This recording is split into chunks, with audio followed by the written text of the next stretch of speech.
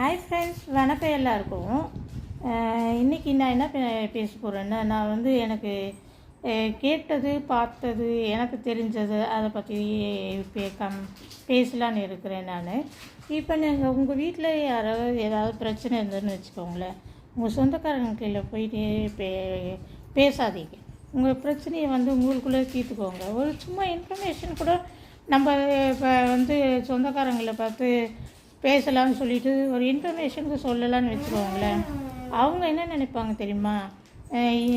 அந்த வந்துட்டு ஒரு சின்ன விரிசல் தான் இருக்கும், அது விட்டால் தானாக சரியாக போயிடும்.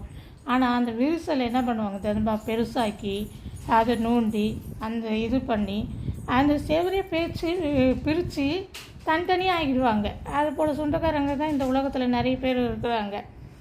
அதே மாதிரி உங்கள் பிரச்சனை என்னன்னா, நீங்கள் வந்துட்டு யார்கிட்டையும் சொல்லாதீங்க. உங்களை வந்துட்டு எப்படிலாம் அவமானம் பண்ணணும், எவ்வளோலாம் அசிங்கப்படுத்தணும், எவ்வளோலாம் என்ன பண்ணணும்னு நினைக்கிறவங்க தான் இந்த இதில் இருக்கிறாங்களே கண்டி. ஒரு பிரச்சனைன்னு போனீங்கன்னு வச்சுக்கோங்களேன், ஒரு சின்ன பிரச்சனையாக தான் இருக்கும். அது என்ன பண்ணுவாங்க தெரியுமா? பேனாக்கி பேனை பெருமாள் ஆக்குவாங்கன்னு சொன்னாங்களே, அதை போல் சொந்தக்காரங்க தான் நிறைய பேர் இருப்பாங்க. நம்ம வந்து சொல்லியே இருக்க மாட்டோம், அதை சொன்னேன்னுவாங்க. ஆனால் அவங்க சொல்லியிருப்பாங்க, மோசமான வார்த்தைகளெல்லாம் சொல்லியிருப்பாங்க. அதை வந்து என்ன சொல்லுவாங்க? நான் சொல்லவே இல்லை, என் பொண்டாட்டி சொன்னால் நான் விட்டுடுவேன், என் புருஷன் சொன்னால் அப்படி சொல்லியே இருக்க மாட்டாங்க, அப்படிலாம் சொல்கிற ஆளுங்க இருக்காங்க.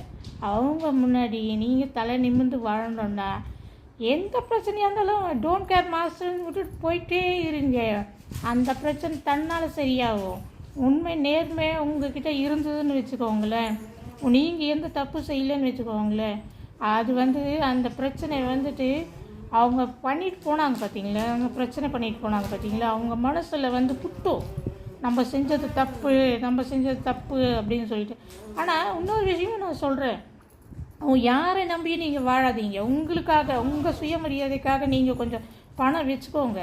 உங்களோட பொருளாதாரம் வந்து நல்ல நிலைமையில் இருக்கணும். யார் விட்டுட்டு போனாலும் சரி, யார் உங்களை பார்த்தாலும் சரி, பார்க்கலனாலும் சரி, நீங்கள் உங்கள் சொந்த காலில் வாழணும். ஒரு கால் இல்லைன்னா கூட பரவாயில்ல, ஆனால் கை இருக்குதுல்ல, அதுதாங்க நம்பிக்கை. இது நம்பிக்கை இருந்துச்சுன்னா எல்லாமே சாதிக்கலாம். இந்த கருத்து உங்களுக்கு பிடிச்சிருந்தால் லைக் பண்ணுங்கள், ஷேர் பண்ணுங்கள், கமெண்ட் பண்ணுங்கள். இது உண்மையாக இல்லையான்னு நீங்கள் கமெண்ட் பண்ணுங்கள். தேங்க்யூ.